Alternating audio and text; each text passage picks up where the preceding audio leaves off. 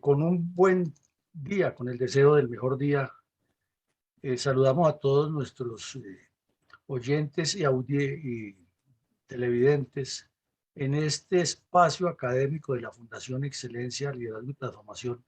Hoy viernes 16 de julio de 2022, emisión 156 ininterrumpida. Y vamos a hablar nuevamente de la memoria histórica aún no contada o contada de manera incompleta del conflicto armado en Colombia. Y vamos a tomar como referente un caso que quizás ha sido el más publicitado en los medios de comunicación desde el momento en que ocurrió hasta la fecha de hoy, que ya van a ser 24 años.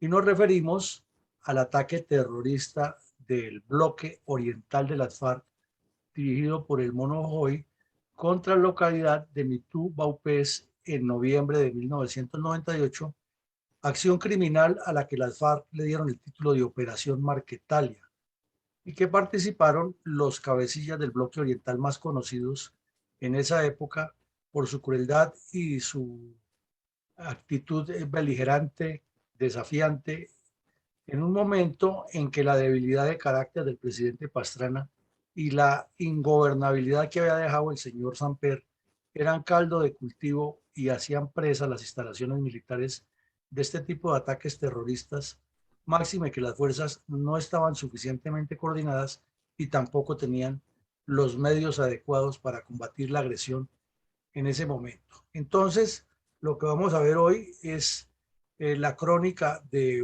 un hecho bastante lamentable, pero real, y del cual se consigue demasiada información en las redes, en los espacios de YouTube, en los espacios de Facebook, en la web, con el solo hecho de colocar las dos palabras terroristas FARC-MITU, inmediatamente aparecen una gran cantidad de crónicas, de relatos, de análisis un año después, 5 años después, 10 años después.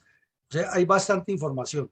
Entonces, en este espacio de hoy trataremos de condensar algunos de los aspectos para que nos formemos una idea de la crueldad y de cómo marchaba el plan estratégico de las FARC debido precisamente a la falta de foco del señor Andrés Pastrana y a las limitaciones que tenían las fuerzas militares y la policía para apoyarse y para resolver una situación tan compleja como este asalto, que tiene muchos aspectos y muchas aristas para analizarle y para evaluar. Gracias, mi coronel. Adelante, mi coronel González. Mi coronel, ¿cuáles son los aspectos generales del demencial ataque terrorista de las FARC contra la ciudad de Mitú en 1998? Mi coronel, trataré de hacer un breve resumen para ambientar a la audiencia, porque más adelante hay algunos videos que nos complementan, pero digamos que pasa lo siguiente. En agosto del año 98 sube a la presidencia el señor Andrés Pastrana y los últimos 20 días, el último mes del gobierno del señor Samper, que le entregó en agosto del 98, es decir, de julio a agosto, estuvieron caracterizados por una gran cantidad de acciones terroristas. Las FARC lo llamaron la despedida a Samper, y viendo la debilidad de carácter del señor Pastrana, cuyo análisis lo haremos la semana entrante aquí en este espacio, procedieron a actuar como les daba la gana. Fue aterrador, fue humillante lo que hicieron para despedir o sea, se reúnen con Pastrana en el Caguán en el mes de julio y quedan hablando de que ya va a haber paz, que van a negociar. Y Andrés Pastrana regresó en su avión a Bogotá y tiene hasta el descaro de publicar el video editado, eso sí, en la parte que le conviene, en una página web personal de él, donde se presenta como que él es la octava maravilla y que Tiro Fijo finalmente fue el que no le cumplió la palabra. Pero quién sabe qué otras cosas quedan guardadas de ese video, que no se publican en ese video. Y sin embargo, viendo el video que dura 1 hora, larguita, uno puede evidenciar que Tiro Fijo era el que mandaba en esa reunión. Mientras Pastrana le rendía cuentas que había no sé cuánto dinero de la Unión Europea y que él tenía los contactos, Tiro Fijo lo iba puntualizando, sí, pero eso hay que traerlo para acá. Mucho le daba la orden de una vez que tenía que hacer. Y ahí le impuso de una vez lo de los 5 municipios que tiró. Yo no los había pedido, pero se los entregaron de una vez. Entonces, esa debilidad de carácter del señor Pastrana, esa falta de foco y ese deseo de auto aparecer en los medios de comunicación como el futuro Nobel de Paz, pues fue letal para Colombia. Y tuvimos que, ya vimos aquí el caso del asalto terrorista a Miraflores, uno de los tantos, cuando secuestraron a más de 120 personas del ejército y la policía en la base de Miraflores, fue a finales de julio, comienzos de agosto.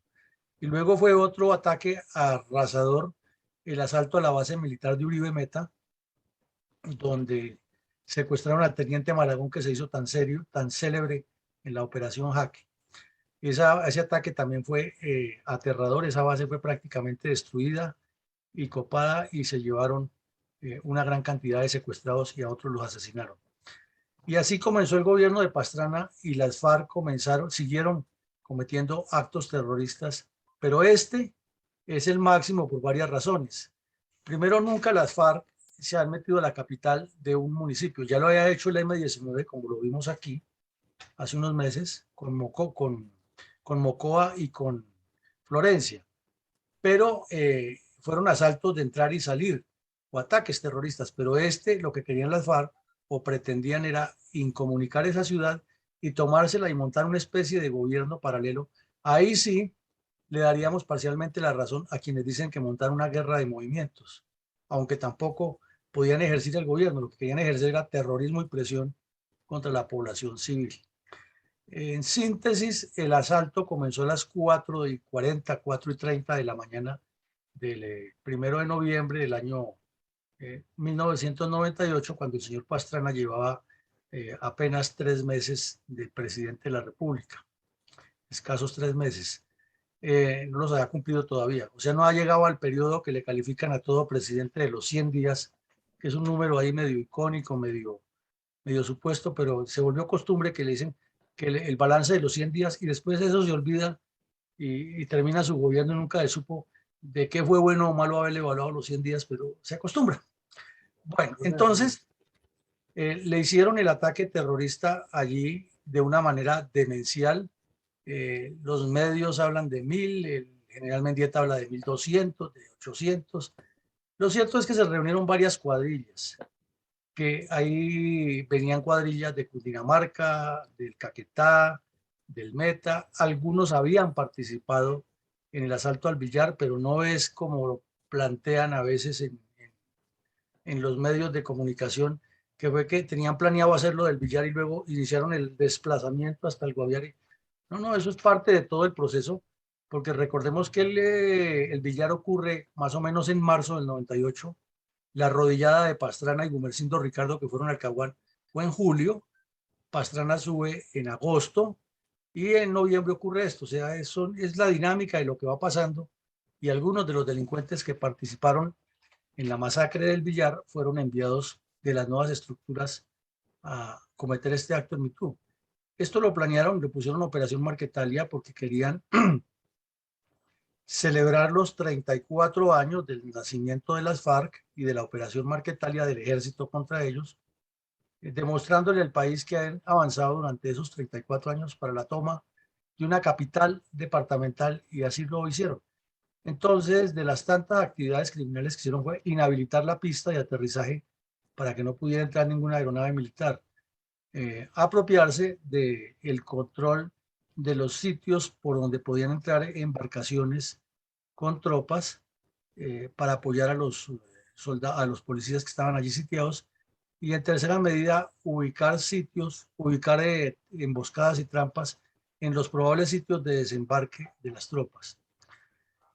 Ahora, ¿qué había de la policía en el Guaviare? Pues había un cuartel grande con más de 100 uniformados, pero no todos eran policías entrenados, sino había una buena cantidad de auxiliares de policía nativos de la región. Es decir, muchachos de ascendencia indígena que eran bachilleres, que estaban prestando su servicio militar como policías en la institución, y que estaban por un año, no tenían ninguna experiencia, no tenían un entrenamiento de combate ni siquiera igual al de un soldado regular, y lo rodearon, pues claro, al rodearlos una cantidad de bandidos y lanzarles esa cantidad tan impresionante de cilindros, como lo hemos visto en otros videos, pues los iban a doblegar rápido, y luego de varias horas de combate los secuestraron, a algunos los asesinaron, hay 5 que no aparecen todavía, y destruyeron mediante ese ataque criminal prácticamente toda la infraestructura que rodea el cuartel de policía, es decir, la alcaldía, la casa cural, el banco y otras instalaciones, y le causaron mucho daño, desde luego, a los habitantes del lugar. Eh, y pues eso es ese es uno de los casos emblemáticos que debiera ser por lo menos mencionado en el informe del señor Derrou, que repetimos, ayer estuvo en las Naciones Unidas exigiéndole a las Naciones Unidas que le ayuden a que se implementen sus recomendaciones, que también hemos venido analizando en estos espacios, para legitimarle todo el proceso estatizante al señor Petro y salvarle la imagen completamente a los terroristas de las FARC. Pero pues de eso se trata en este espacio, de demostrar qué ocurrió. Entonces, después de ese intento de rescate o de apoyo a los policías que se inició a 100 kilómetros más o menos de San José del Guaviare y a 400 o a 390 desde Villavicencio o algo más en las dos cifras, fue imposible porque los sitios donde iban a desembarcar las tropas ya estaban llenos de bandidos, y entonces le disparaban a los helicópteros e impedían el aterrizaje. Fue necesario entonces que se coordinara con la República del Brasil para que en una base militar que queda cerca de la frontera, 60 kilómetros adentro de la frontera colombo-brasileña, en territorio brasileño, se utilizará ese espacio para desembarcar tropas, para luego moverlas hacia San José del Guaviare, hacia Mitú, y apoyar a la policía, o por lo menos sacar a los bandidos de ahí.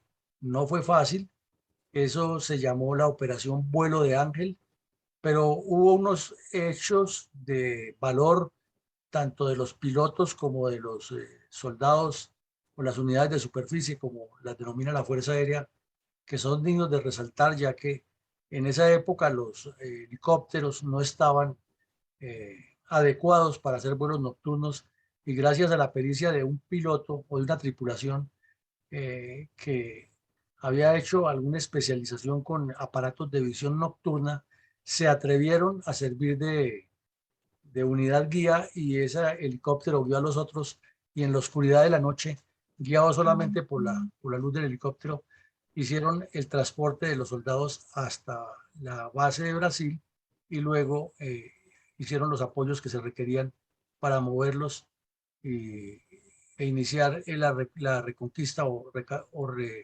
recapturar el lugar que estaba en poder de los terroristas. También el valor de los soldados que entregaron hasta sus vidas, una buena cantidad de soldados también murieron allá combatiendo y avanzando para desalojar a los terroristas de las posiciones. Y el estoicismo de la población civil, que tampoco se dejó doblegar y estuvo todo el tiempo allí, y no se fueron, a pesar de que las FARC los amenazaron de que tenían que desocupar, ahí se quedaron. Entonces, parte de toda esa historia que no se cuenta como es, y que aquí tratamos de reconstruirla, porque finalmente luego de 3 días de combates y de una gran operación de la Fuerza Aérea, que hundió varias embarcaciones en las que se desplazaban los bandidos, y nunca se supo la cantidad de dados de baja, pues se logró recuperar el lugar, restablecer la soberanía nacional y volver a demostrar que Colombia es una sola, y que ningún grupo delincuencial puede imponer sus puntos de vista y su acción criminal contra nuestro país. Muchas gracias, mi coronel. El general Luis Mendieta ha sido muy crítico de la conducta del entonces presidente Andrés Pastrana. ¿Cuáles son los aspectos medulares de sus cuestionamientos? Bueno, mi coronel, tenemos aquí esta entrevista del general Mendieta. Ahora, ¿qué pasó? ¿Qué pasó que no arranca? terroristas de las FARC. El Estado colombiano abandonó a la policía en Mitú, así lo asegura el hoy general en retiro, Luis Erlindo Mendieta Ovalle, quien el 1 de noviembre de 1998 era el comandante de la policía en el Baupés y quien desde septiembre del mismo año había advertido a sus superiores que la guerrilla se quería meter al pueblo. No hubo una decisión presidencial en su momento para que los comandos de las diferentes fuerzas hicieran una gran operación en Mitú. Creo que no sé cuál sería el compromiso del presidente Pastrana con el secretariado de las FARC cuando hizo el acuerdo y la reunión antes de su elección. Y bajó la guardia, pensaría yo. Vamos acompañando al presidente. El entonces mayor Mendieta estaba al mando de 76 policías cuando a las 4:30 de la mañana el Frente Oriental inició la sangrienta toma de Mitú. La utilización de bazucas, de morteros y, por supuesto, esta arma no convencional como son los cilindros bombas cargados de explosivos plásticos y con productos incendiarios. El mayor Mendieta ordenó a sus hombres tomar posiciones de defensa. Con fusiles, pistolas y granadas se defendían de la sevicia de más de 1000 guerrilleros de las FARC. Pusieron el pecho, dieron todo de sí para defender sobre todo la institucionalidad, la democracia. Por eso allí murieron en las trincheras, en los diferentes puntos en los cuales estaba previsto y allí entregaron su vida. Ellos están defendiendo. Mientras tanto, en Bogotá, el entonces jefe de operaciones de la FARC, el general en retiro Edgar Lesmes, recibía la información que a Mitú la estaban arrasando. Allá la policía ya está desesperada. Parece que Usted está viendo la entrevista de mi coronel. En Mitú los aviones militares no podían aterrizar, la guerrilla había destruido la pista, por eso la fórmula para apoyar a los policías era buscar una base en Brasil cercana a la capital del Baupés. El general Lesmes llamó al agregado militar de Brasil en Bogotá. Autorizado por la Fuerza Aérea Brasilera para que entre en la pista de Querarí. Dije, perfecto, ya tenemos un punto de llegada. Mientras las fuerzas militares buscaban cómo llegar a Mitú, el mayor Mendieta seguía defendiéndose, pero las FARC le ganaban posiciones. A las 9:30 de la mañana la estación de policía estaba destruida, al igual que la casa cural, la fiscalía, la zona comercial, el colegio y el banco agrario. Mendieta y los hombres con que repelía el ataque fueron rodeados por los guerrilleros de las FARC. El teniente Rodríguez, y en su momento él tenía el radio y se comunicó con el avión fantasma, y ya al ver que las FARC estaban incursionando en la parte central y que prácticamente allí nos iban a fusilar, él insiste al avión fantasma para que ametralle y bombardee. Infortunadamente el avión únicamente ametralló, pero no bombardeó. Hubiesen muerto muchos hombres de las FARC. Las FARC encañonaban al general Mendieta y lo obligaban a sacar a sus hombres de las posiciones de la arrasada estación de policía. Que les diga que salgan porque si no los van a quemar.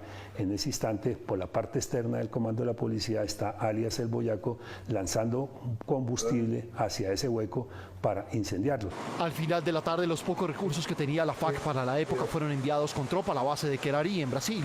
Era tan compleja la situación que un helicóptero con visores nocturnos dio la ruta de los otros 6 para poder llegar al lugar. Habían dejado la guerra de guerrillas, que era dar el golpe y huir. Ya estaban quedándose en las poblaciones. Entonces dijimos, no, eso no puede ser así, porque no podíamos permitir que se fueran a quedar en Mitú. En la mañana del 2 de noviembre las tropas pueden desembarcar en Mitú, pero ya las FARC habían asesinado a 16 policías y secuestrado a 61 más, entre ellos el general Mendieta. También ejecutaron a 11 civiles.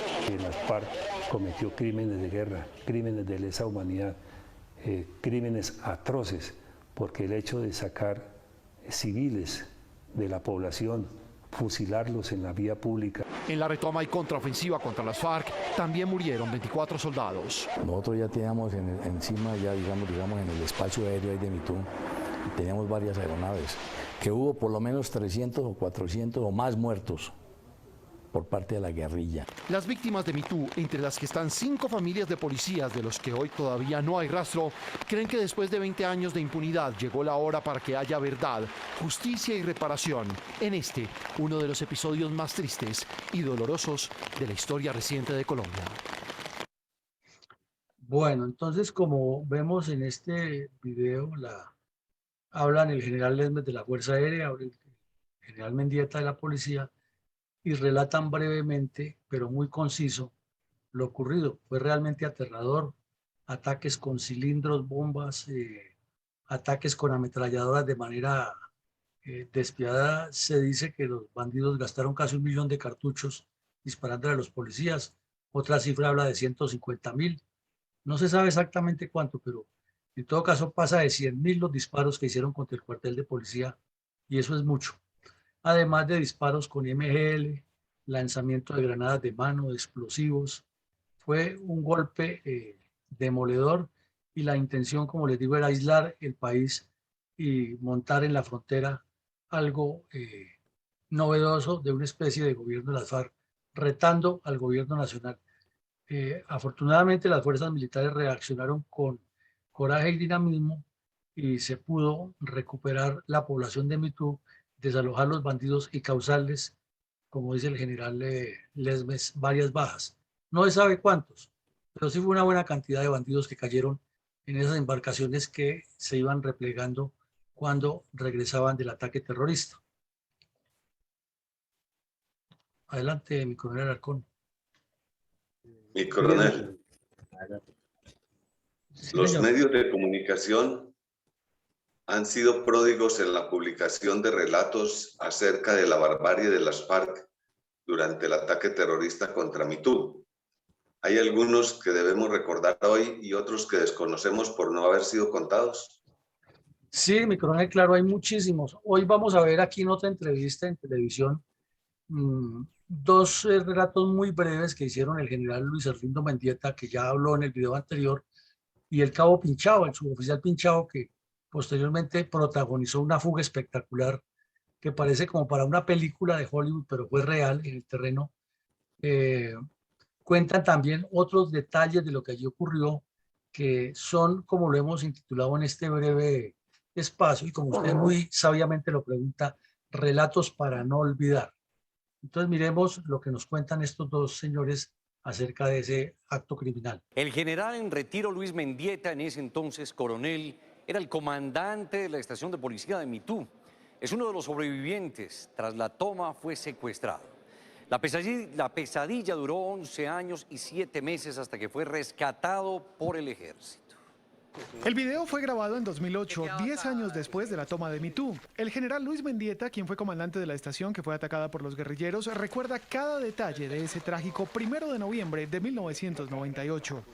Si alguien contaba de las explosiones, fueron como más de 100 explosiones. Imagínese la cantidad de bombas.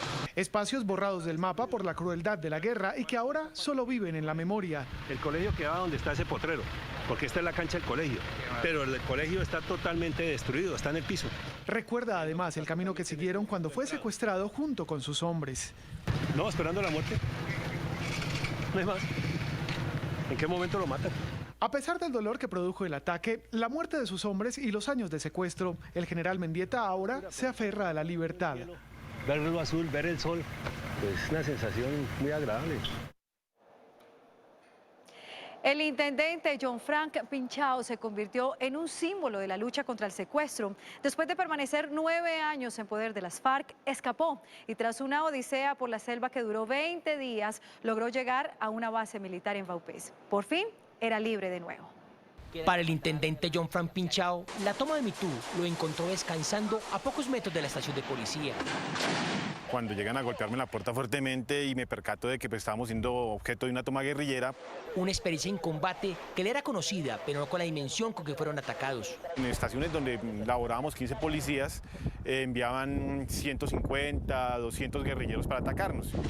Combate desigual donde el apoyo se demoró en llegar. Los aviones, helicópteros no tienen la autonomía para estar sobrevolando y sostener un combate, por lo cual el gobierno tuvo que pedirle permiso o apoyo al país vecino de Brasil. Sin fuerzas y municiones, decide entregarse a la guerrilla.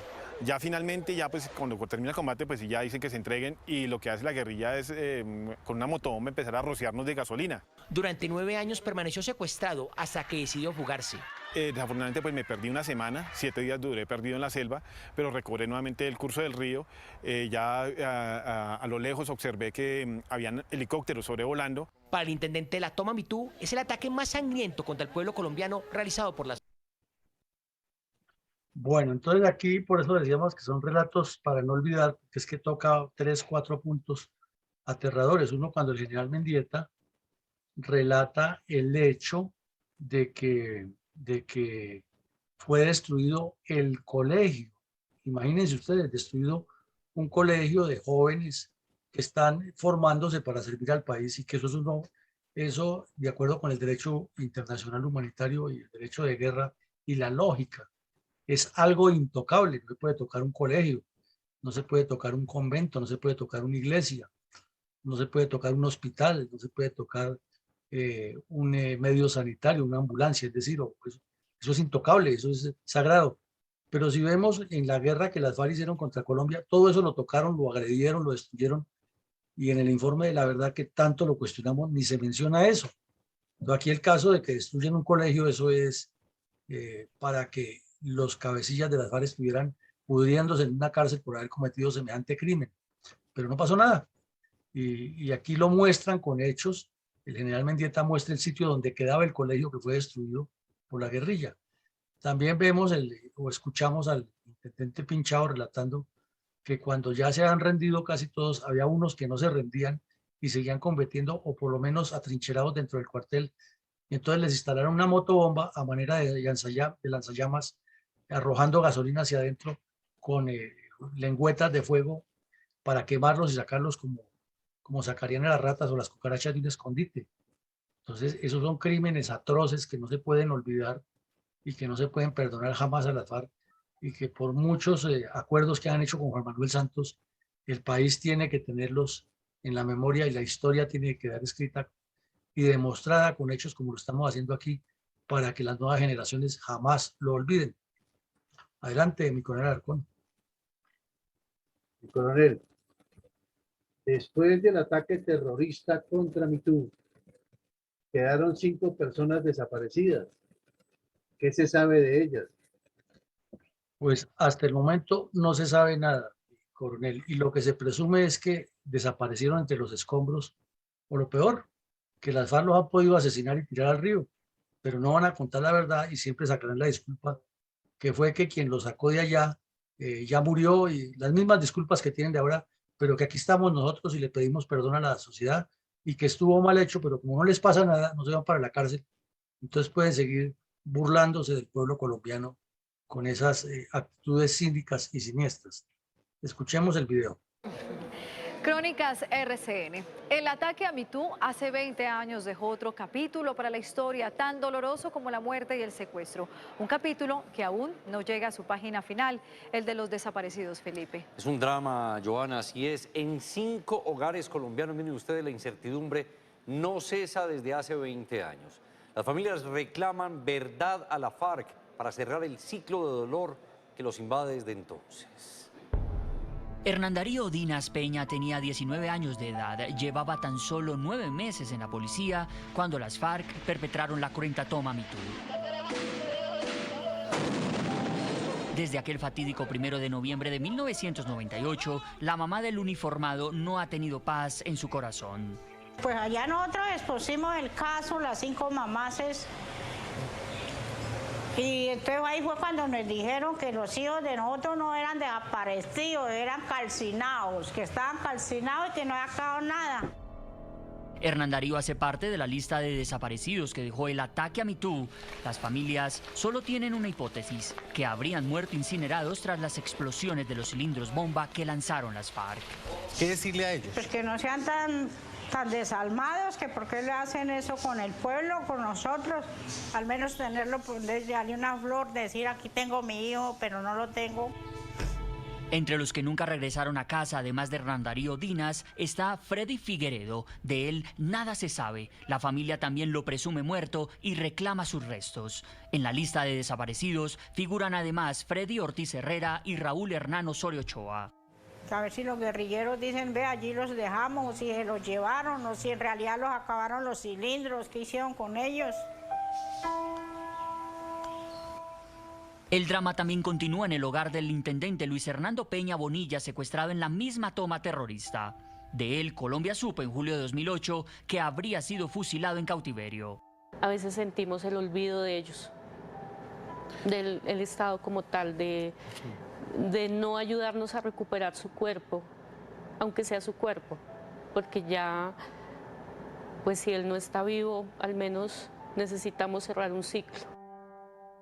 20 años después, la familia de Peña Bonilla sigue exigiendo la verdad y que los restos sean entregados. Todo lo triste que ha pasado, de todas formas lo compensamos con fe y esperanza de que en algún momento tengamos una verdad y recuperemos su cuerpo.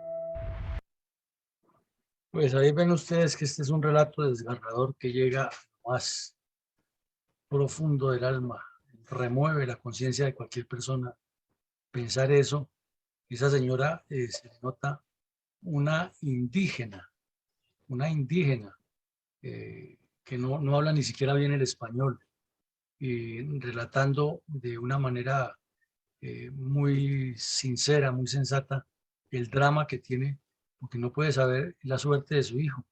Imagínense ustedes, esa señora, hasta el fin de su existencia, con ese dolor en el alma de que le desaparecieron a su hijo, nunca se sabe, o el de la familia del intendente Bonilla, que es otro hecho que todos lo relatan en Mendieta, Pinchao, que él, se le alteró el sistema psiquiátrico, se le alteró todo su comportamiento y comenzó a divagar en la selva, a tener conflictos emocionales en medio del secuestro, y lo llevaban amarrado de manos y cuello como si fuera un animal, una fiera, y él reaccionaba de esa manera instintiva hasta que decidieron fusilarlo. El señor Martín Sombra, que ahora es uno de los protegidos por la JEP y por todos estos bandidos que les han hecho el juego, y hablan de que lo que hay es que dar una vuelta a la página y no volver a mencionar eso, porque ya las FARC se entregaron y ya no hay nada que hacer. Eso no puede quedar en el olvido.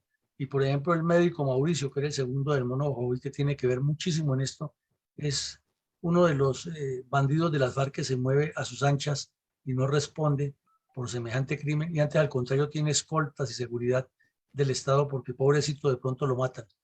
Entonces estos son hechos aterradores, y lo que más nos aterra, como lo hemos mencionado varias veces mi coronel González en sus análisis, es que un sacerdote que estudió precisamente para ser el servidor entre Dios y los hombres, se preste para firmar, publicitar y promover un informe tan falso y tan lleno de inexactitudes como el que está haciendo con la Comisión de la Verdad, y no mencione estos hechos que son verdades del conflicto que no se pueden negar. Bueno, entonces continuemos, mi coronel González. Mi coronel, son muchos los casos de acciones patrióticas de ciudadanos colombianos en medio de las atrocidades de las FARC. Una de esas personas es la enfermera de un puesto de salud de Mitú, que salvó a más de 40 policías heridos en el asalto terrorista. ¿Cuál es su historia de esta heroína? Pues esta heroína es una señora también de ascendencia indígena que vivía en el municipio y trabajaba en el puesto de salud, y cuando ocurrió el asalto acababa de salir del servicio que prestaba, pero era tal su vocación y su dedicación a su juramento de servicio a la humanidad, que tenía o mantenía en su vivienda particular algunos medicamentos para salir a atender a los indígenas o a los campesinos, a los pobladores, en cualquier situación que se presentara. Entonces, con los pocos elementos que ella tenía de reserva ahí para atender a la gente, y habiendo terminado su turno, cuando comenzó el combate, convirtió su casa en una especie de hospital de guerra, y allí atendió a cerca de 40 policías que fueron llegando, distintos niveles de heridas, pero los atendió a todos.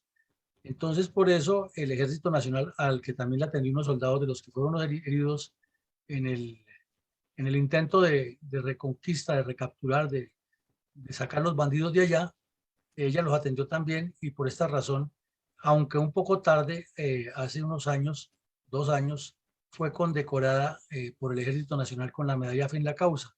Entonces aquí está la historia. Vamos a ver la historia de esta señora. El Ejército Nacional condecoró a una enfermera que durante la toma guerrillera de Mitú hace 23 años le salvó la vida a varios uniformados que quedaron heridos. La mujer convirtió su casa en un hospital de campaña para auxiliar a soldados y policías.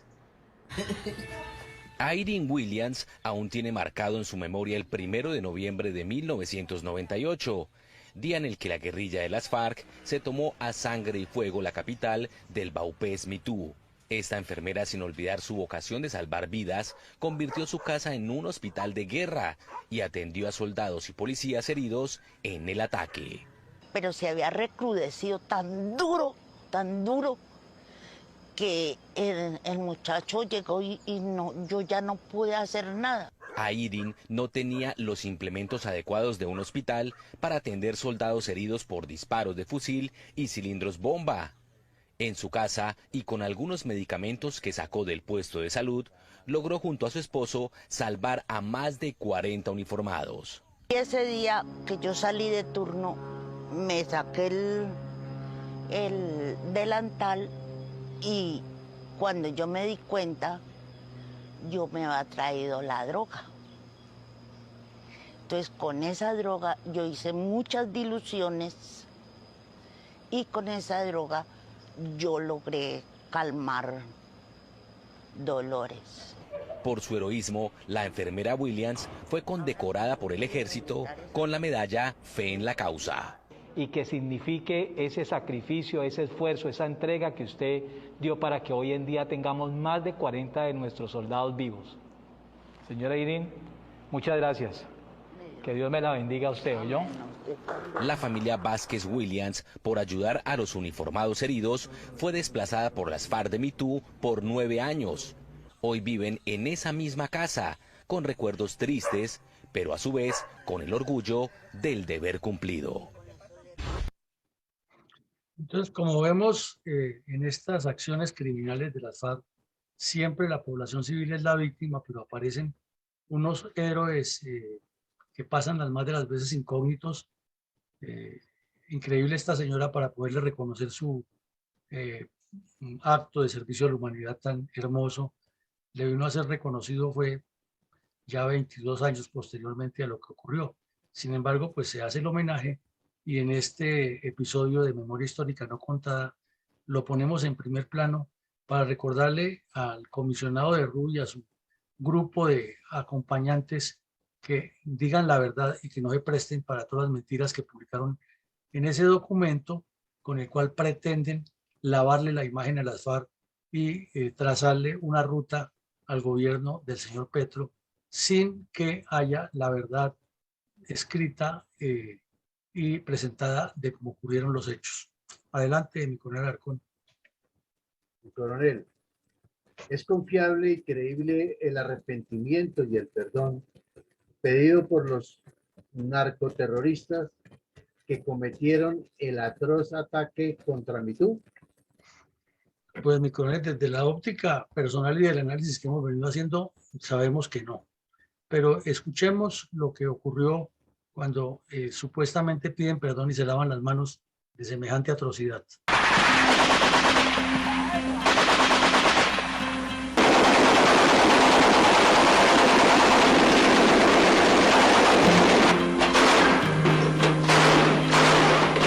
Bueno, el mensaje para las víctimas de Mitú, como para todas las víctimas producto del conflicto armado que vivimos en Colombia, el mensaje es el mismo de reconciliación. En el caso de las víctimas causadas por nosotros, por las FARC, ese mensaje de reconciliación va acompañado por un pedido de perdón.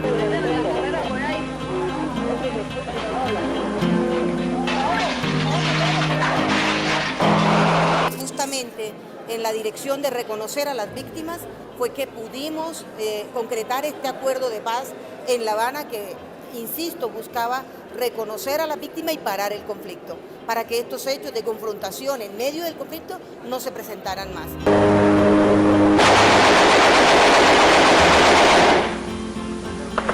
En el caso particular de Mitú, estuvimos hablando con el representante del Vaupés para hacer un acto de reconciliación y estamos trabajando en eso.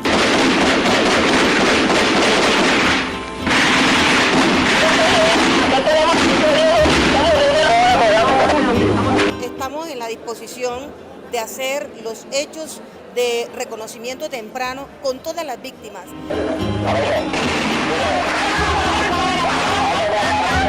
Estamos pensando a ver si lo anunciamos oficialmente para estas fechas de conmemorar el aniversario y mirar la fecha para hacerlo lo más pronto posible, un acto de reconciliación con las víctimas, con las personas, los civiles, hombres y mujeres que fueron afectados por la toma de Mitú.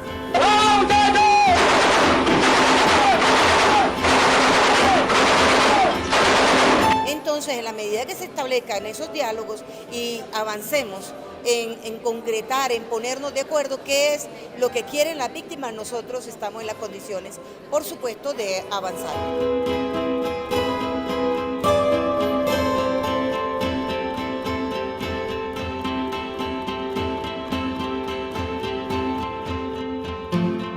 Todos esos casos están en la Comisión de la Verdad, no sabemos, yo no sé el calendario de la Comisión de la Verdad, todos esos casos hay que rendir informes sobre eso y estamos nosotros en toda la disposición, de acuerdo a nuestro compromiso, de que apenas nos convoquen, vamos a hacerlo.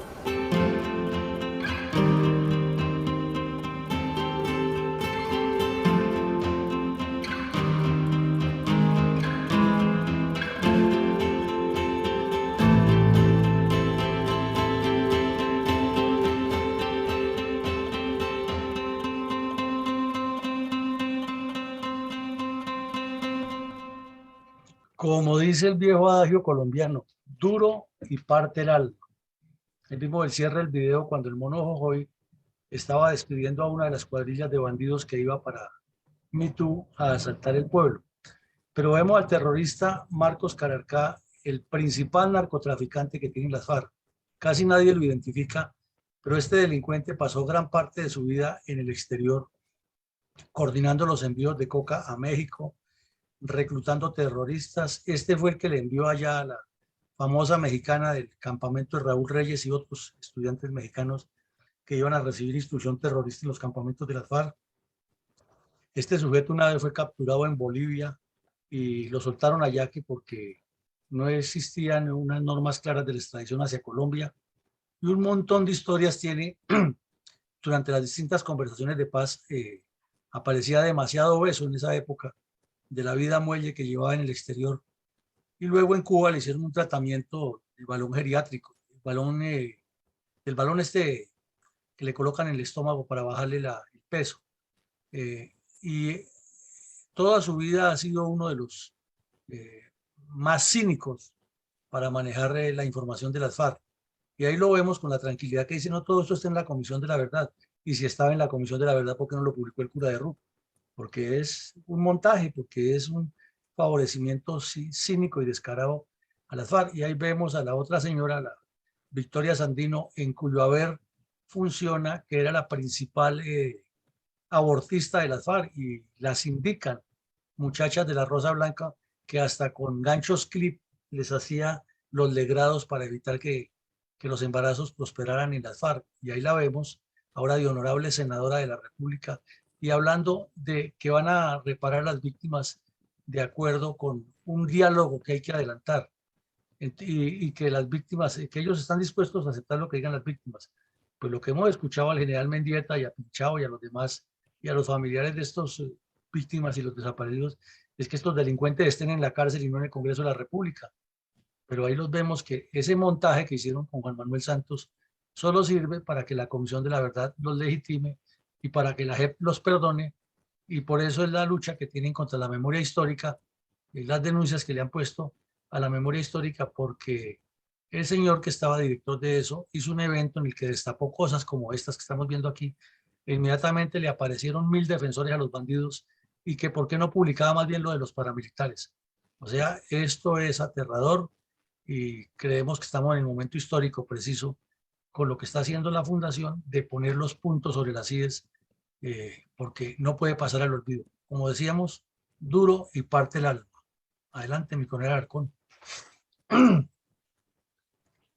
Y coronel, ¿hubo errores políticos estratégicos del señor Pastrana que no llegó a la dignidad de llamársele presidente en torno a este lamentable suceso? Muchos errores, coronel. Veamos algunos de los que se pueden rescatar o sacar de allí y esto nos conmueve mucho más. Por eso lo hemos insistido y lo repetimos hoy porque son eventos diferentes académicos. Cuando el señor Pastrana critica a Santos por su debilidad de carácter, lo único que está haciendo es un fenómeno psicológico de trasladarle a otro su propia ineptitud. A nuestro juicio, ambos son tan responsables de toda esta tragedia que estamos viviendo que no se pueden separar los casos, sino que uno es complementario del otro, porque los dos por igual, hijos de delfines, hijos de familias que han ostentado el poder en Colombia, querían la presidencia como un juguete y querían el premio Nobel de Paz al precio que fuera. Y Santos le salió más vivo y lo consiguió. Pastrana no pudo, pero era su sueño. Y si se trata de desgobiernos, ambos fueron pésimos gobernantes y los resultados se ven en la vida del país. Lo que pasa es que la institucionalidad de Colombia ha sido más o menos estructurada para sostener, gracias al trabajo de las Fuerzas Armadas, que el país no caiga peor de lo que ha caído. Entonces miremos algunos de las enseñanzas militares que se derivan de este caso. Uno es que hubo una errónea interpretación estratégica de parte del gobierno nacional de lo que eran las FARC. En su afán de que le dieran el premio Nobel y darse publicidad, Pastrana se les arrodilló allá en el Caguán y luego les permitió todo este tipo de acciones criminales, maniatando a las Fuerzas Armadas para que no entraran a la zona del Caguán. Entonces, eso tiene, si lo comparamos en la actualidad, lo que está sucediendo en Ucrania. Le están dando todo el armamento, le están dando entrenamiento a Ucrania, pero le prohíben que cruce la frontera y ataque a las bases rusas desde donde lo están volviendo trizas. Si lo comparamos es lo mismo. Pastrana decía, tienen libertad de maniobra, pero después de que ocurrían los hechos. Y fuera de eso, en los 5 municipios del Caguán no puede entrar la fuerza pública. Entonces todo se planeaba desde allá, como vimos al mono Jojoy ahí en la foto, despidiendo a los bandidos que salían de la zona de distensión a ir a cometer semejante crimen. Pero el señor Pastrana no dejaba actuar contra la zona de distensión. Entonces es más o menos parecido. La inteligencia táctica sí fue lamentable. El coronel Mendieta en ese tiempo que estaba allá en el Guaviare no tenía ninguna red de inteligencia, no recibió la información ni la buscó, a pesar de que se sabía que estaban asaltando municipios y él mismo lo reconoce, que había anunciado que tenía la sospecha o la presunción de que lo iban a atacar.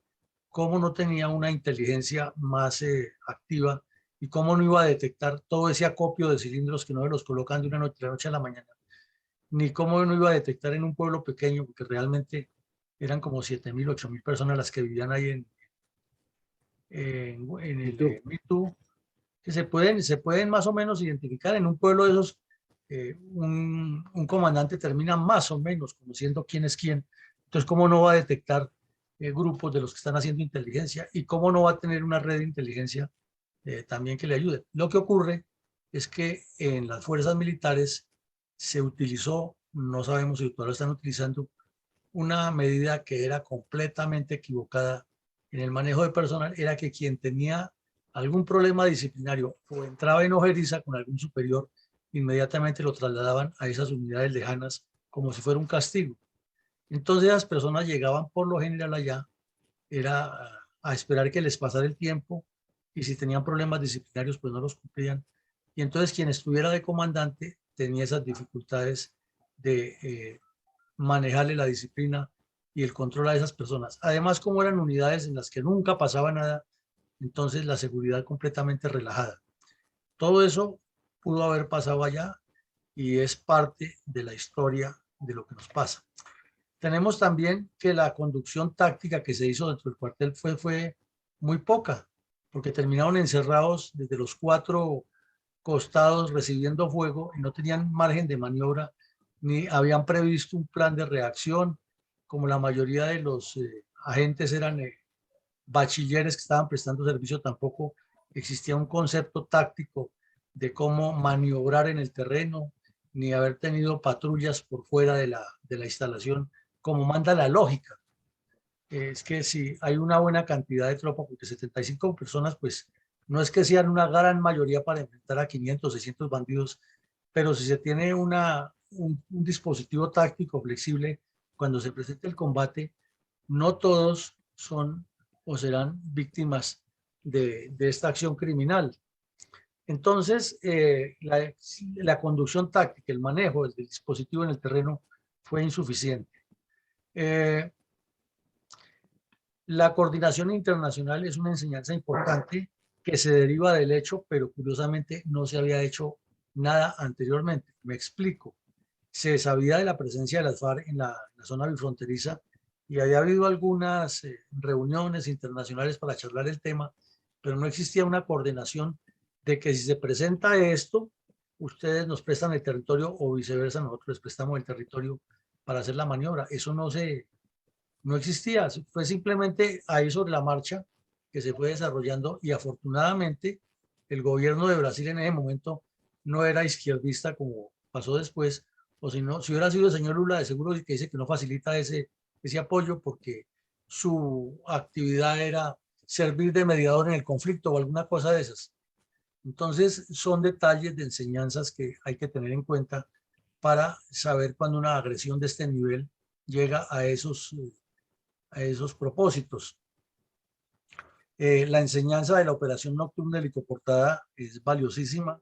El apoyo de los aviones de reconocimiento y de fuego del fantasma de la Fuerza Aérea, maravilloso.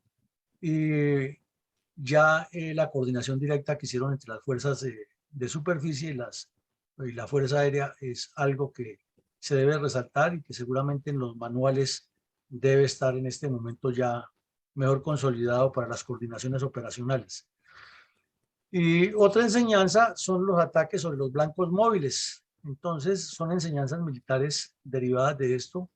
Ahora miremos los errores político-estratégicos por los que preguntaba mi coronel González del señor Pastrana. Entonces, primero, y eso no se puede ocultar y hay que decirlo claro, alto y fuerte, la vanidad del señor presidente Pastrana estaba por encima de los objetivos nacionales. Él no tenía la menor idea de cómo se gobernaba un país, pero sí tenía mucha idea de cómo darse autopublicidad y utilizar los medios del Estado para aparecer en todos los medios permanentemente como el presidente de la paz. Ya con su cuestionada situación cuando fue alcalde de Bogotá, había demostrado quién era, pero el Partido Conservador ni tenía nadie más, y como dijeron algunas señoras que las entrevistaron el día de la votación, ¿y usted por quién votó? ¿Por Serpa o por Pastrana? Yo voté por Pastrana porque con esa cara que tiene Serpa, ¿qué tal el tipo de presidente? Claro que Serpa tampoco era que fuera la maravilla, ¿no? Sino que estoy refiriendo el caso de por qué la gente en este país vota entre un loco y un terrorista, o entre un tipo de presencia poco agradable y otro que tenía más fotogenia. Entonces, la vanidad de este señor se sobrepuso a los intereses nacionales y ahí vemos. La inteligencia estratégica que debía ser del resort en ese momento del ministro de Defensa, que era el señor Lloreda, y que estaba en coordinación directa con el presidente de la República, fue completamente nula. Y nula es nula porque las FARC tenían un plan estratégico que era muy claro, de ir copando ciudades, y se supone que el ministro de Defensa, que son tan hábiles para hablar y autoatribuirse los hechos, pero también hábiles para quedarse callados e inventarse que dan órdenes, como el caso, abrimos paréntesis, de ayer, que los bandidos de las FARC aparecieron en Tibú, en el centro, uniformados, diciendo que estaban controlando la seguridad del pueblo, cerramos paréntesis. El señor ministro de Defensa, que es muy dado a ser locuaz y autoatribuirse hechos desde ahora, como los de esa época, todos iguales, pensando en ser presidentes, salió y dijo: ya le di la orden a las fuerzas militares que van y retomen allá a ver qué es lo que está pasando. Aterricemos. El ministro de Defensa no da órdenes, porque él no es jefe superior de las fuerzas, pero sí es el encargado de que esta inteligencia estratégica tenga una concepción. Entonces, en su momento, el señor Lloreda tenía más o menos la misma arrogancia. Él pensaba que él sería el próximo presidente de Colombia y ese era el cargo ideal para lanzarse de candidato. Entonces, igual que el de ahora y que los que lo han sucedido, los han antecedido al actual, la inteligencia estratégica fue nula. No tuvieron la lectura del mapa, no entendieron que si estaban asaltando municipios y haciendo esos actos terroristas, tenían que actuar con la misma contundencia para evitar que eso pasara. Es decir, como dicen los muchachos de ahora, ubícate, no se ubicaron. Una ausencia total de políticas de Estado y de gobierno del señor Pastrana, que lo único que tenía en mente era, estamos haciendo la paz con las FARC, algo parecido a lo del señor Santos, pero eso sí moviendo cielo y tierra con los recursos del Estado para que su gobierno se posicionara como el gobierno de la paz. Nada distinto bajo el cielo lo que sigue pasando. La coordinación internacional fue impuesta por los hechos, no fue una coordinación internacional que preexistiera o que fuera ya acordada, sino que fueron los hechos, la situación en el momento, la que fue desarrollando la situación y logró que las tropas colombianas aterrizaran en Brasil y pudieran iniciar una nueva maniobra de despliegue hacia la reconquista del objetivo, lo cual le costó la vida a 19 soldados del ejército, como vemos ahí. Entonces, si le suman las muertes de los policías, las muertes de los civiles que cayeron allá, los desaparecidos y los 19 soldados, es una mortandad terrible de personas al servicio del Estado o a las que el Estado debe proteger, y el señor presidente Pastrana y el señor ministro de Defensa, incólumes, nadie los toca, nadie los menciona para eso, cuando son los dos primeros responsables. Porque si dan de baja al mono Jojoy, son los primeros que salen a decir y montan rueda de prensa y hacen un show con un poco de personas detrás de ellos, uniformadas, haciéndoles la cohorte. Pero si ocurre una cosa tan trágica como esta, entonces la culpa la tuvieron los otros, que ahí sí no salen a poner la cara, y hay unos bandidos miserables que son malos. Entonces aquí hay algo que falta también decir en la memoria histórica, que tampoco lo cuenta el señor Verru por ningún lado. La respuesta fue descoordinada, fue más de acción inmediata, fue de soluciones, porque no existían todavía unos esquemas operacionales del manejo y la coordinación de las fuerzas. Y aunque esos son de aspectos netamente militares, resulta que si el ministro de Defensa es la cabeza de toda la organización militar, como lo pintan en los medios y le hacen el show también. Recordemos a Juan Carlos Pinzón disfrazado de estratega en un helicóptero con un puntero señalándole objetivos al general Asprilla cuando ocurrió el secuestro del general Alzate en Urabá. Y el periodista Vélez haciéndole show ahí al lado, posando y preguntándole, ministro, y entonces si colocamos tropas en este lado, ¿qué pasa? De esos shows publicitarios no sirven. La respuesta coordinada que debe tener el ministro de Defensa es que las fuerzas en sus acuerdos que hacen con el ministerio le lleven toda esta información y haya un canal directo con el gobierno para que la parte política y la parte militar estén actuando en sinergia, y eso no ha ocurrido. Entonces, la coordinación ha mejorado en el campo militar, más no en el campo político militar. Y en ese momento, por ser desconocedores, pues, ¿qué podía hacer el señor Lloreda? Ir allá y decirles, oye, ¿qué hacemos aquí? ¿Ustedes qué recomiendan? Y todo a última hora. Triste historia. Cuando él era el que tenía que tener la cabeza para eso. Y la verdad es que durante el gobierno de Pastrana, como lo hemos demostrado hasta la saciedad, fueron las FARC las que le impusieron un ritmo estratégico a la guerra y a la situación del conflicto, al punto que si no sube el gobierno de Álvaro Uribe Vélez, el país hubiera caído en manos de los comunistas y estaríamos quizás peor que en Venezuela. Entonces esos son los dos puntos: errores políticos, estratégicos y enseñanzas militares, mi coronel González. Gracias, mi coronel. ¿Podría mi coronel enunciar algunas conclusiones al respecto? Sí, algunas, exactamente, mi coronel, no todas, porque son muchas las conclusiones que nos surgen de esto. Es que 24 años casi, ya en noviembre estamos a 3 meses de que se cumpla eso, 4 meses. El abandono de Mitú continúa igual, sigue siendo la misma ciudad ya alejada, ya ha llegado algo de que por la tecnología, que el internet, pero es una ciudad alejada, completamente olvidada del país. Ellos son colombianos porque ese es el límite de la frontera, pero no tienen ninguna relación directa con el desarrollo nacional. Los gobiernos sucesivos, el de Santos, el de Duque y el tema de la pandemia, tampoco han podido meterle allá o no le han metido la mano como es. Y esta es una zona que tiene un potencial sobre todo turístico y de mantenimiento de la defensa del sistema, del ecosistema, que es parte del pulmón del mundo, es un patrimonio de la humanidad y se pudiera trabajar de una manera mejor con organismos internacionales para darle otra connotación, pero sigue abandonado. Y allá sigue el problema de las delincuencias de múltiples trinacionales, porque hasta allá llegan venezolanos, brasileños y peruanos. También tiene el descuido de la deforestación por el continuo cultivo del narcotráfico y la explotación ilegal de la minería.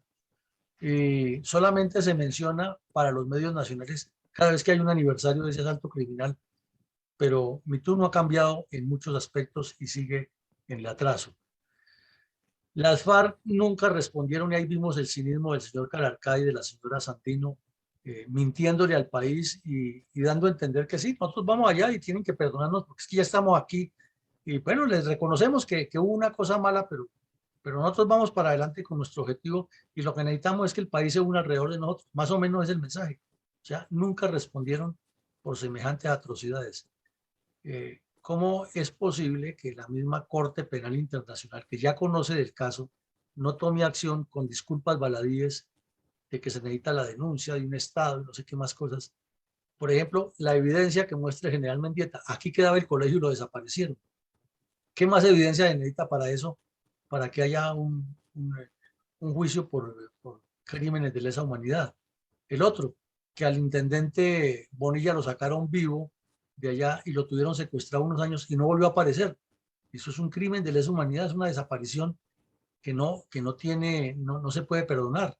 Pero no, se inventaron aquí la JEP y un abogado español de las FARC impuso las reglas y el señor de la calle y los que estaban allí en Cuba rápido se arrodillaron porque necesitaban el Premio Nobel de Paz de Santos y se sentían de la calle presidente, Mora ministro de Defensa, Naranjo ministro de la Seguridad, Per ministro del Interior y Jaramillo vicepresidente seguramente. Entonces ahí vemos los resultados. No hay una responsabilidad de las FARC de semejantes crímenes porque los que negociaron en Cuba lo que hicieron fue entregarles el país. Actualmente seguimos en lo mismo, en esa época no los había y hoy tampoco los hay, objetivos nacionales ni políticas de Estado para el Guaviare, para el Baupés, para el Guainía, para el Bichada, para el Amazonas, que son los territorios nacionales que llamaban antes, y es donde está la región de la Orinoquía y la Amazonía, y es parte del futuro de la humanidad, es la Colombia del futuro, y es donde está el futuro de la vida humana del planeta, y nosotros estamos pensando en otras cosas y no avanzamos en construir unos objetivos nacionales referentes al ecosistema y a esas zonas, ni mucho menos políticas de Estado. La coordinación internacional aún sigue incipiente y con los altibajos que ha habido en el Brasil no se ha manejado una buena coordinación para combatir los delitos transnacionales. Ha habido, sí, claro, reuniones y etapas en las que más o menos ha funcionado la lucha contra el narcotráfico, pero no es todavía efectiva ni se hace como harían países serios maniobras internacionales en la zona, y no maniobras de destrucción, sino maniobras de verdad, buscando todos estos actores generadores de violencia. Eso no existe en el papel o en la imaginación, pero esas cumbres internacionales bifronterizas no pasan de ser reuniones burocráticas y diplomáticas. Las operaciones helicoportadas mejoraron muchísimo en esa época y hay que seguirlas fortaleciendo porque las necesita Colombia para su seguridad nacional. Y finalmente, la solución a estos problemas es política, pero no significa política legitimando terroristas y afectando a quienes los han combatido, sino una solución política de Estado que llegue a trabajar por las comunidades y que el que la hace, como decía el presidente Duque en su campaña, la paga. Entonces, con esto llego al final y le pasamos la palabra a mi coronel González, que hoy debe tener mucha tela para cortar y para analizarnos respecto a este inenarrable suceso, pero que hemos tratado de reconstruirlo de manera muy concreta. Gracias, mi coronel. Pues vamos a resaltar algunos puntos en forma rápida, especialmente el heroísmo de los policías por combatir, lo cual impidió que los terroristas se pudieran tomar en forma totalmente impune la capital del Vaupés, que fueron, muchos dieron su vida, salieron heridos y otros secuestrados. Pero eso demuestra que de todas maneras ellos no se entregaron ni cedieron en su empeño patriótico desde el primer momento. También el valor de las fuerzas militares por apoyar a la población colombiana y a sus compañeros de la Policía Nacional, a quienes las fuerzas militares pues consideran sus hermanos en la defensa de la patria. Hicieron todo lo posible, enviando aviones a apoyar en el combate y posteriormente en el transporte de tropas, las coordinaciones que fue necesario hacer de tipo logístico en forma muy improvisada para poder llevar el combustible necesario que requerían los helicópteros y la coordinación internacional. Los policías y militares demostraron su amor por la nación, pero no faltaron personas sencillas y corrientes que de seguro también las debe haber en muchas otras partes del país, de gran valor humano, social y patriótico, como lo fue la señora enfermera, que sin ninguna inclinación en favor de los terroristas y sin siquiera tenerles temor, pues se dedicó a atender a los que salieron afectados en el combate. De tal manera que hay personas muy valiosas dentro de la población corriente que no es necesario que sean uniformados ni que pertenezcan a ninguna institución armada. También es muy importante la gran solidaridad de las naciones vecinas en el combate contra el terrorismo. Pero esta conciencia tiene que crearla precisamente es el Ministerio de Relaciones Exteriores. Es un deber fundamental del campo diplomático, pero un campo diplomático efectivo, que convenza a nuestros vecinos de que deben ser solidarios en perseguir el delito, la crueldad, el terrorismo y todo aquello que sea delitos contra la humanidad. Y no que tengamos vecinos que en lugar de hacer eso, pues antes es que los favorecen, los protegen y los acogen, como bien ya lo hemos contado en el caso del Ecuador. Y en este momento lo tenemos muy claro en el caso de Venezuela. Entonces, nuestros diplomáticos tienen que dejar en evidencia esa necesidad, porque en algún momento ese terrorismo también se irá contra ellos mismos. Entonces van a ser víctimas de su desinterés. Ahora quiero hacer una pequeña, digamos, improvisado análisis de lo que debe ser una capacidad de inteligencia y de análisis operacional. Quizá de pronto no muy acertado porque, como lo acabo de decir, es improvisado y propiamente yo no soy un analista de inteligencia y mucho menos de operaciones militares en gran escala. Pero uno puede sospecharse por simplemente lógica natural que el hecho de que se hubiesen presentado en el periodo más o menos de 10 años unos fuertes combates como los que recordamos de memoria así muy rápido, lo fueron el de Puerres, el de Patascoy, el de Mocoa, el de Orito, el de La Hormiga, Las Delicias, el Villar, el Caguán, la Carpa, la Macarena, Girasoles, Mapiripán, creo que ya lo mencioné, Miraflores y Mitú.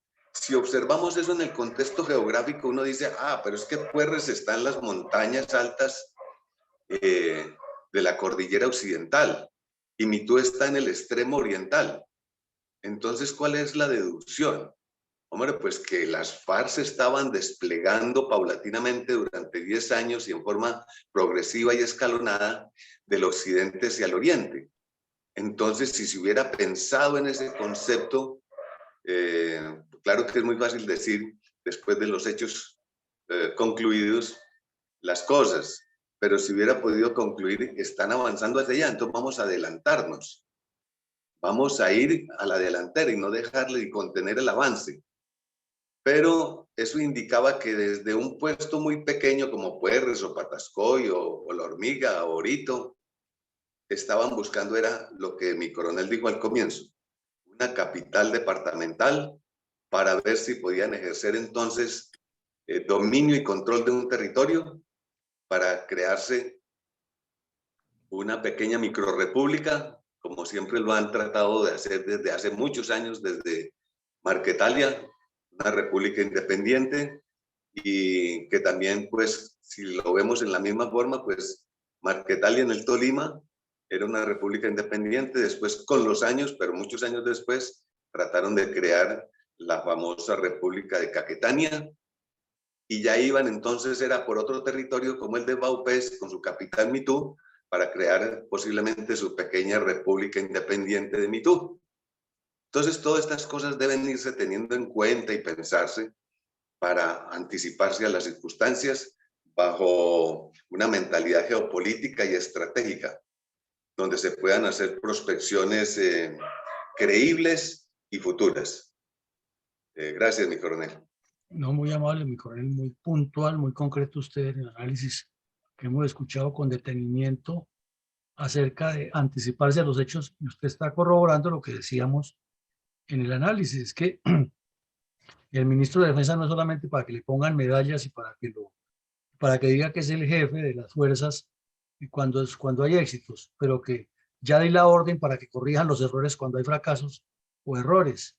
Entonces, muy al lugar lo que usted dice, y eso es cierto, en ese momento las FARC estaban demostrando capacidad agresiva en distintas partes del país. No es que se tuviera una bola de cristal, pero es que el análisis estratégico es eso, es mirar siempre la capacidad de más probable adopción del enemigo y no dejarse llevar al ritmo que él quiere, porque eso es como el tenista que termina siguiendo el juego al otro y pierde el partido, o el boxeador que se deja llevar a las esquinas en el ring y allá lo masacran. Entonces, es tener siempre la mentalidad de qué es lo que quiere el adversario y sobre eso actuar. Y eso no es nuevo, lo vienen diciendo los estrategas de las guerras desde tiempos inmemoriales, y además se aprende en las academias militares. No es que uno lo aprenda y otros no, sino que eso es parte de nuestra formación militar y policial. No, muchísimas gracias, mi coronel. No sé si mi coronel Alarcón tenga comentarios acerca de esta situación. Creo que se salió. Sí, se le cayó la llamada. Bueno, pues entonces... Sí, mi coronel.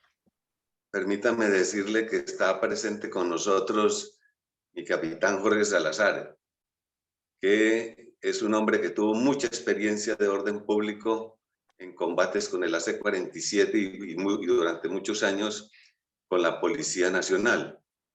Entonces, si de pronto mi capitán quiere decir algún pequeño complemento a esta charla. Claro, claro, mi coronel. Adelante, mi capitán.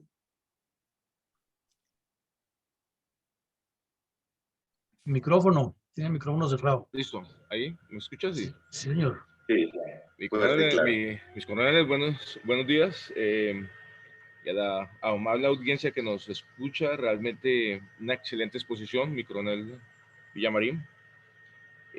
Solamente agregaría de todo eso, 15 días antes de la toma de Mitú, estuve aterrizado en la pista de Mitú, llevando el apoyo de 3 toneladas de alimentos para nuestros policías que están en ese remoto lugar. Y tuve la oportunidad, pues, de hablar en esa época con mi coronel Mendieta. inclusive ese día antes de poder despegar, en las instrucciones que recibimos antes de análisis para el despegue, dijo no despeguen hacia el sur, hacia el suroccidente porque posiblemente los van a hostigar. Sabemos ya la presencia de la guerrilla, o sea, lo que mi coronel Mendieta dice en el informe, hoy en día mi general Mendieta, dice ahí en la primera entrevista que se ve en este video, es totalmente cierto, y él me lo comentó a mí ese día, no despeguen hacia allá porque los pueden impactar. Nos tocó hacer un despegue en sentido contrario, de máximo esfuerzo para poder salir de la zona y proceder de nuevo hacia Bogotá para continuar con nuestros apoyos a la institución. También pues resalto también la lucha que tuvo la señora madre del señor capitán Julián Guevara por recuperar el cadáver de su hijo que murió en cautiverio, también secuestrado en esa cruenta toma de Mitú, y la lucha de las familias por sus policías secuestrados, los padres, los hijos, las madres, y ese dolor que se llevan en el alma de no poder tener a sus seres queridos cerca, además de todos los policías que ofrendaron su vida en esta cruenta toma. También comparto con mi general Mendieta la parte de la destrucción de la escuela que quedaba a continuación hacia la pista, quedaba la escuela enseguida del cuartel de policía. Fue totalmente destruida por los cilindros bombas que lanzaba la FARC indiscriminadamente. Además, que faltó ahí hacer énfasis en que algunas casas que eran vecinas del cuartel de policía también fueron destruidas porque esos cilindros no eran completamente dirigidos, sino salían hacia un objetivo, pero que podían caer en otros sitios, y también destruyeron parte de la población, quemaron la caja agraria, prácticamente destruyeron parte de lo que es el pueblo. Pues eso es lo que yo me acuerdo. Fueron 72 horas de cuarta toma, y posterior a eso ya se pudo entrar con el DC-3 y la fuerza también llegó y ya se pudo retomar la pista de Mitú para comenzar el apoyo y la evacuación de los cadáveres de nuestros hombres. Para esa misión ya no me correspondió a mí, la hizo el mayor Orlando Giraldo en su época, y ya posteriormente, a los 4 o 5 días posteriormente, yo también comencé ya a volar esa pista, pues llevando apoyo y llevando refuerzos y sacando a nuestros hombres del relevo de esa estación destruida. Eso es prácticamente lo que tengo. La parte de la retoma, pues no la conozco bien a fondo porque ya no estaba en ese momento haciendo parte de las fuerzas militares en la Fuerza Aérea. Me hubiese gustado haber participado, haber puesto todo mi alma y sombrero. Conozco la parte de operación nocturna porque también lo aplicamos en la Policía Nacional, en la parte de visores nocturnos, y aunque la Fuerza Aérea comenzó en el año 1986, los primeros visores nocturnos que tuvimos en helicóptero, nos faltó haber continuado con esa movilidad y ese factor que nos permitían los visores nocturnos, y gracias a estas operaciones se desarrollaron, y posterior a ellas las Fuerzas Armadas, entre ellas la Policía Nacional, tuvimos la movilidad y la operación para infiltrar y exfiltrar con visores nocturnos en esos puntos remotos donde no habían apoyos tecnológicos para aterrizar. Lo hacíamos con ese tipo de ayuda. Es todo por hoy, mi coronel. No tengo más para agregar. Me parece una excelente exposición. De verdad que duele mucho lo que pasó, porque el gobierno nacional, ya mi general Mendieta se lo había advertido, y es lo triste de esta realidad. Realmente no fueron ni 10, ni 20, ni 100 guerrilleros, fueron muchos hombres. Se presume que fueron más de 400 hombres que llegaron ahí, y el movimiento en esa selva es muy fácil detectar. Faltó más inteligencia, nos faltó muchas más cosas que debemos de aprender para que nuestras fuerzas militares no volvamos a caer en este error. Gracias por permitirme esas pequeñas palabras. Gracias, mi capitán, por su aporte a esta historia de la verdad. Su palabra, mi coronel Villamarín. Bueno, muchas gracias, mi coronel. Un agradecimiento a mi capitán Salazar por el complemento que da, porque estamos haciendo un documento que realmente tendrá peso en la historia. Estamos hablando con personas que conocen, que vivieron, que nos dolió todo eso, que sabemos la realidad del conflicto y que estamos poniendo las verdades sobre la mesa, no como nos la han presentado los políticos ni los bandidos, que en muchos casos es lo mismo, y tratamos de reconstruir hechos reales, hechos concretos para que esta historia no pase al olvido. Afortunadamente Google, con sus sistemas que tiene, YouTube y las demás entidades que manejan esto, lo guardarán y quedará ya para la posteridad, que 100, 200 años se conocerá como fue y no como la quieren pintar. Pues muchísimas gracias a todos. En la tarde-noche de hoy tenemos un ejercicio buenísimo, excelente, dirigido por mi coronel Iván González, que es el análisis de la primera parte, o la primera parte del análisis de lo que no quedó escrito en la memoria histórica, y es una larga lista. La semana pasada, o para hoy, preparamos 10, 12 puntos, pero tenemos como otros 12 o 14 para la próxima semana, para que veamos lo desfasado y lo desequilibrado que está ese informe, que no cuenta las cosas como son. Los relatos del día de hoy nos muestran que estos temas no han debido quedar en el olvido. Los invitamos a todos a consumir un buen café Don Manolo, www.cafedonmanolo.com, a hacer sus pedidos y a degustar el mejor café de colombiano. Un feliz día para todos y mil gracias por su compañía y solidaridad con la Fundación Excelencia, Liderazgo y Transformación. Muchas gracias. Muchas gracias, mi coronel.